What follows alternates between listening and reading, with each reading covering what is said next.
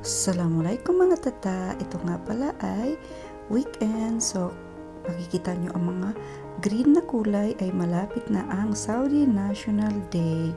So, sa September 23 ay ang Saudi National Day.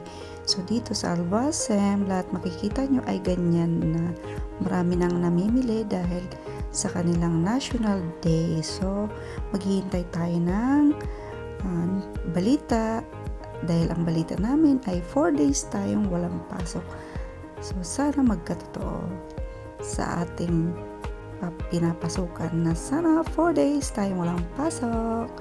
So dito nga pala to sa Al-Basem, kamsa-kamsa. So ngayon ay 5.75 na. So sa mga gustong ng takure o kiskisin mo dyan, baka dumating or lumabas dyan si Aladdin, yan ang gintong takure, diba? So, ang makikita nyo lahat dyan ay 5.75. 5.75 po ang mga presyo niyan, mga plato dyan, mga pangmayaman. Ang mga pangmayaman, mga plato. So, may mga porcelain style, plastic, na katulad mo. So, dito ka lang makakita ng murang bilihin. Kung may silver spoon, may gintong sandok, o may silver ding sandok. Ayan, ang mga sandok na ginto na pwedeng pamalo sa mukhang ewan ko. By the way, tsaka lang, charot. Joke lang. So, sa mga alulut, may silver, may ginto, di ba?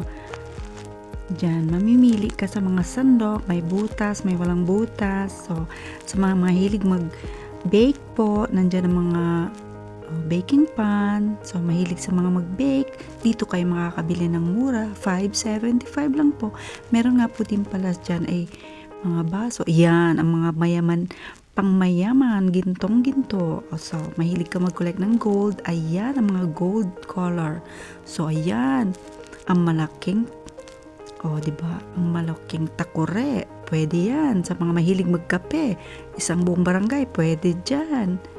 Diba ang laki-laki? So, coffee is life, pwede yan. Ang mga bandehado, ayan, ang mga tray na ginto. Makakapili ka ng mga ginto. Ayan, pangmayaman. Yung mga ginto, ayan, ang mga ginto, diba? Gold color, gold plated, yan, ang mga pang-display, pwede yan. Sa mga pagkain, yan, ang mga gintong kutsara. Kung gusto mo nang yamanin ka, yan, gold. Yan ang mga baso.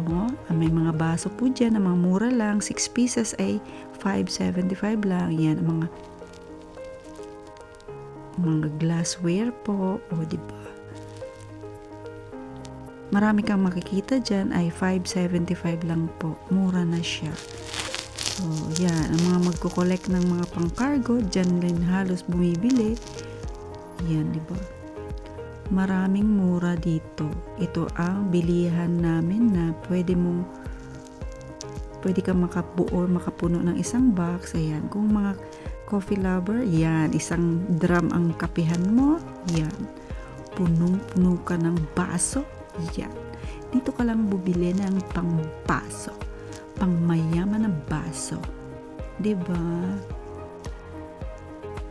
Iba-ibang klaseng baso. Dito ka lang makakita. Yan ang mga pang-display, yung mga lagay ng mga candies or sweets. Yan, dito. Marami po dito. Magsasawa ka dito sa store na to. Ito ay yata ang pinakamalaki dito sa Boraida. Itong Al-Basem na to. Dahil dalawang palapag po siya. Yan ay sa baba pa lang ay kitchenware at saka yung mga ibang gamit na mga panglaba, nandyan din po sa baba. Pero sa taas ay mga damit pang bata. Lahat ng klase ng damit nandun sa taas. Hindi na po ako pumunta dahil nakakalula. Dahil maraming tao po. Yan ang mga baso, ang mga glassware, yan ang mga plato. Magsawa ka. Yan, ang mga canister na yan, magsasawa ka dito. Diba? Mga 3 pieces, yung mga malalaki, 5.75. Yan, ang mga lagay ng juice. Yan. Yan. Lahat ng nakikita nyo ay 575. Meron din naman mga 1 real. Yan, 575 sabon po. Yan. Yan ay para ka maglaba. Labhan mo naman ang damit mo para pumuti na. Yan, ang mga toothpaste para bumula ang mga bibig. Diba? Yan. Ang mga toothpaste. Yan. Para mabango ang hinig nga. Kung gusto mo may signal, yan. Para malakas ang signal. Sa kakachismis. Charot lang. So, ito po ang mga fabric conditioner. Dito lang po kayo makakabili. Dito sa mga area na to. So, enjoy lang po. Thanks for watching.